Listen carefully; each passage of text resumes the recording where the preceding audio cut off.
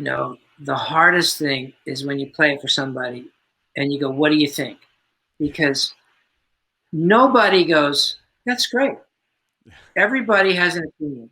That's great. That one line, why did you rhyme, Hank and bank? Or do you really think it needs that bridge? I mean, I didn't get what you were doing in the bridge.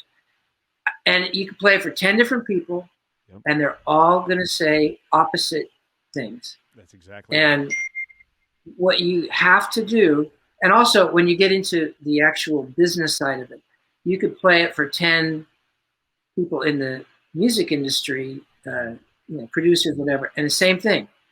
They'll tell you why it's terrible or what it needs because you're asking their opinion, and nobody wants to just say that's great.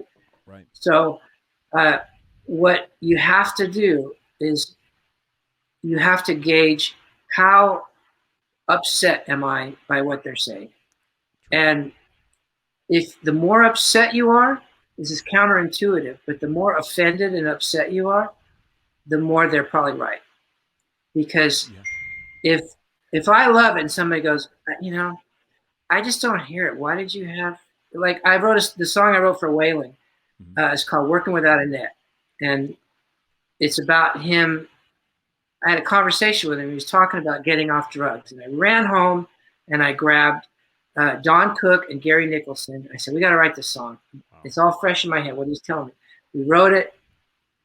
I went in the next day, and the producer and I went, "You're not gonna believe this. I wrote a song." And he goes, "You did?" "Yeah, based on our little conversation last night." He goes, "Well, why don't you go out there? I'll put up a mic and you play it." And I said, "Well, I don't really play guitar."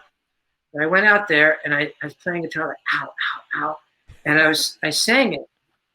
And that's the song that he heard that night and recorded. Wow. But I also took the tape to my publisher, and there's a line in there about I leaned on some crutches that I didn't need or something like that. And the guy went, "Ooh, crutches. You don't want that in the song. No one's going to like that song."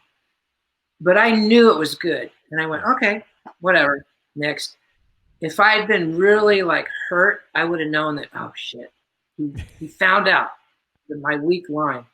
So you have to be counterintuitive and go, if somebody says, I don't like that bridge, you go, I love the bridge, but thank you, then you're okay. But if you go, ooh, they got me, then you better listen. That's kind of my philosophy. You know.